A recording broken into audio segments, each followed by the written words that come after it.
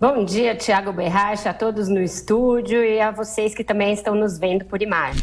Ô Vera, a ministra Carmen Lúcia quebrou o silêncio durante o jantar ontem com empresários e jornalistas, dizendo que não há razão para o Supremo rever uma regra geral como a que determina a prisão após a condenação em segunda instância em razão de um caso específico como o do ex-presidente Lula. Eu pergunto para você, isso é um sinal de que ela não vai colocar o assunto em pauta, Vera? Sim, é um sinal claro de que ela não vai colocar esse tema em pauta. Ela disse que pelo menos até março não existe possibilidade disso entrar na pauta. Tiago, foi realmente uma quebra do silêncio. O Supremo vinha sendo instado a se manifestar a esse respeito, até mesmo por nós.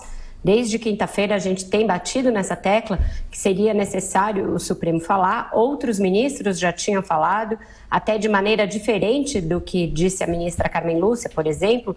O ministro Marco Aurélio, que é relator de duas ações que tratam dessa jurisprudência sobre o cumprimento da pena após condenação em segunda instância, tinha se manifestado sobre a necessidade justamente do Supremo voltar a analisar a questão. Lembrando que ele, Marco Aurélio, foi voto vencido das outras vezes em que se tratou do assunto. Quando o ministro Teori Zavascki fixou o novo entendimento favorável ao início imediato do cumprimento da pena após condenação em segunda instância, o ministro Marco Aurélio ficou entre os 5 que foram contrários, portanto, voto vencido. Agora, com a possibilidade do ministro Gilmar Mendes mudar de lado, ele teria a possibilidade da sua tese passar a ser a vencedora, passar a prevalecer.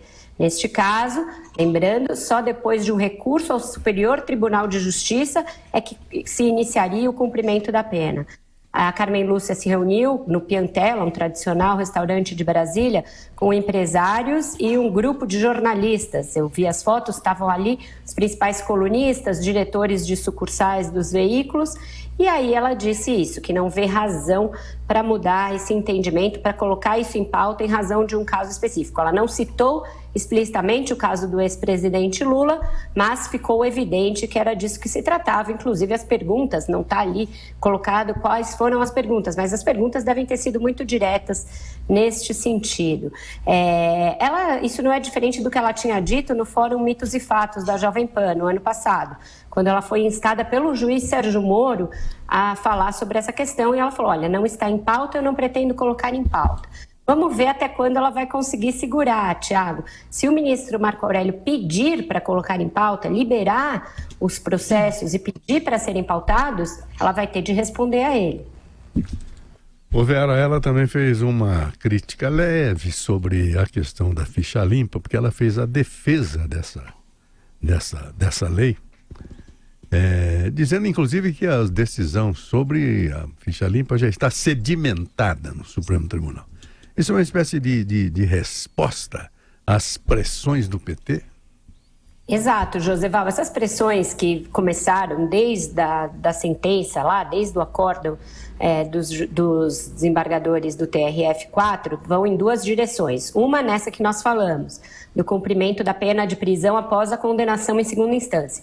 E a outra é justamente se a lei da ficha limpa tem sua aplicação imediata ou se cabe recurso do condenado e se ele pode ser candidato com base em recursos. O que ela disse nesse jantar? Ela disse que a jurisprudência do Supremo e do TSE está pacificada quanto a isso. E ela diz que a lei tem aplicação imediata, ou seja, um condenado não pode ser candidato. Mesmo se recorrer, ele está automaticamente impedido. Os recursos correm, vão ser analisados, mas o impedimento segue. Então, isso impediria que o PT registrasse, por exemplo, a candidatura do ex-presidente Lula.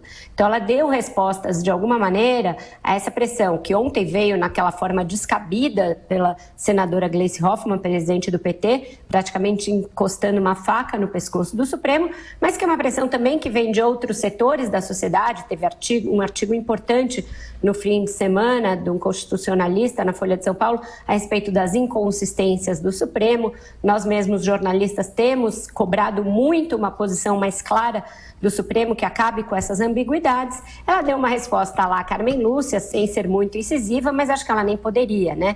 Ela estava num ambiente fora do Supremo, até uma situação que eu gostaria de ver mais bem esclarecida. O que é esse jantar? As pessoas pagam para participar desse jantar? Em que circunstância ela estava lá? Em que circunstância ela aceitou falar sobre esses assuntos neste ambiente? Mas eu acho que isso é um assunto para mais tarde. Vou procurar apurar e esclarecer no 3 em 1. Ok, Vera. Felipe. Vera, só lembrando que nada impede que um colega da Carmen Lúcia, um outro ministro do tribunal, sorteado para relatar um eventual pedido de habeas corpus do Lula, conceda uma liminar autorizando que ele responda em liberdade. Aliás, o Ricardo Lewandowski já havia fazendo isso em decisões monocráticas ali no Supremo, concedendo habeas corpus para quem foi condenado e depois de segunda instância. Isso pode continuar acontecendo ainda, quer dizer, o Lula depende de um Gilmar Mendes, de um Dias Toffoli, de um Ricardo Lewandowski, eventualmente para sair da cadeia se ele for para lá. Toda razão, Felipe. Isso vem acontecendo. Inclusive, os entendimentos das duas turmas a respeito do cumprimento de pena após condenação em segunda instância têm sido bastante discrepantes. Então, não é só em decisões monocráticas que tem aparecido assim algum habeas corpus livrando as pessoas de cumprirem a pena. A própria segunda turma tem adotado entendimento oposto ao geral do plenário. Então, nada impede, o PT vai usar esse expediente de recursos, de tentativa de obter habeas corpus, etc. Mas o que ela disse é que a regra geral não será revista agora. Vamos ver se ela consegue se manter nessa posição e manter esta posição a despeito da pressão que vai vir até lá de dentro. O ministro Gilmar deve pressionar, o Marco Aurélio, que gosta de uma controvérsia, vai querer ver as suas ações levadas a plenário. Então, a gente vai assistir aí a um embate interno e a continuação das pressões externas sobre esse assunto. O que ela disse ontem não encerra de forma nenhuma a polêmica. Ela só se manifestou pela primeira vez, quebrando aquele silêncio. Carmen Luciano. Participação de Vera Magalhães aqui no Jornal da Manhã. Vera, bom trabalho para você e até mais tarde. Até mais tarde, um bom trabalho para vocês aí no Jornal da Manhã.